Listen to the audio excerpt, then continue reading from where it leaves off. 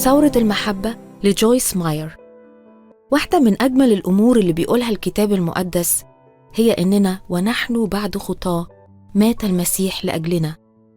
المسيح حبنا من غير ما نكون مستحقين لمحبته، لأنه بيحبنا محبة غير مشروطة. وده أمر صعب على كتير مننا يفهموه، لأننا تعودنا نتعب عشان نستحق أي حاجة في الحياة.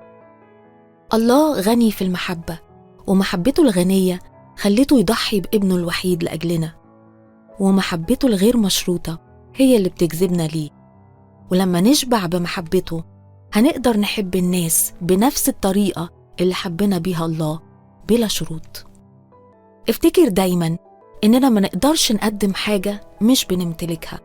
الله عايز محبته تفيض من خلالنا للآخرين، لكن لازم في الأول نتعلم نحب نفسنا، نتعلم نقبل محبة الله ونسمح ليها إنها تشفينا. الكاتبة بتقول أوقات مش هنقدر نحب بعض الناس بقوتنا البشرية، لكن نقدر نحبهم بمحبة الله اللي جوانا. لما بتنتهي محبة البشر بسبب جرح أو ألم أو خذلان، بتفضل محبة الله موجودة عشان تكمل عملها فينا وبينا. فمحبة الله لا تعتمد على المشاعر، لكن مبنية على قرار، لأنها محبة مش مبنية على أي شيء غير الله نفسه. الله بيتوقع مننا إننا نكون ممثليه على الأرض، ونوصل محبته الغير مشروطة لكل الناس. هل المفروض نستمر نقدم محبة غير مشروطة بغض النظر عن اللي الناس بيعملوه؟ الجواب: محبة الناس مش معناها نسمح لهم إنهم يستنزفونا مادياً أو معنوياً. زي مثلاً شخص من العيلة مدمن، حاولت معاه بكل الطرق، قدمت وقت، مجهود وفلوس والمدة طويلة من غير نتيجة. هيجي وقت تاخد قرار إنك ترفض تكمل المساعدة، لكن مش هتوقف تحبه. هتقوله بكل وضوح: لما تحس إنك في مشكلة وعايز تواجهها ومحتاج مساعدة، أنا متاح. المحبة الغير مشروطة مش معناها إن الناس ما يتحملوش مسؤولية تصرفاتهم، لكن إنها تفضل دايماً جاهزة للمساعدة حتى للي ما يستحقهاش. وسألت الكاتبة: هل بتحتفظي بسجلات لأخطاء الآخرين؟ وقالت الكاتبة إن الغفران هو أول خطوة في طريق المحبة. لو عايزين نحب الناس لازم نسمح لله يغير طريقة تفكيرنا فيهم، زي إننا نقول لنفسنا: أنا مش هصدق إنهم بيأذوني عن قصد.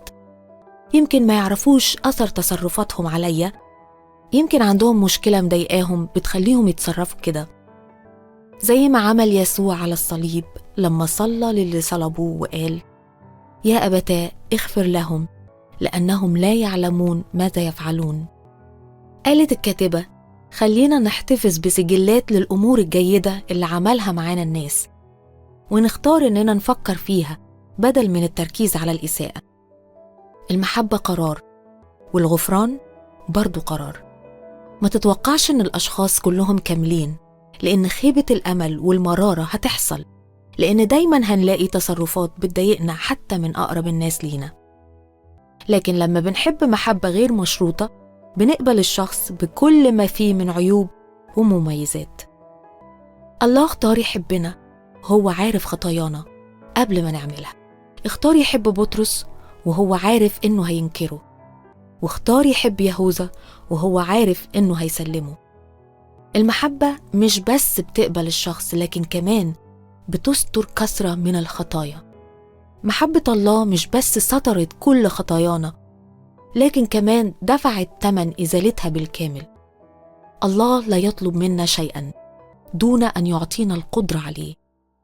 في يوحنا 13:34 قال يسوع: وصية جديدة أنا أعطيكم، أن تحبوا بعضكم بعضا كما أحببتكم أنا، تحبون أنتم أيضا بعضكم بعضا.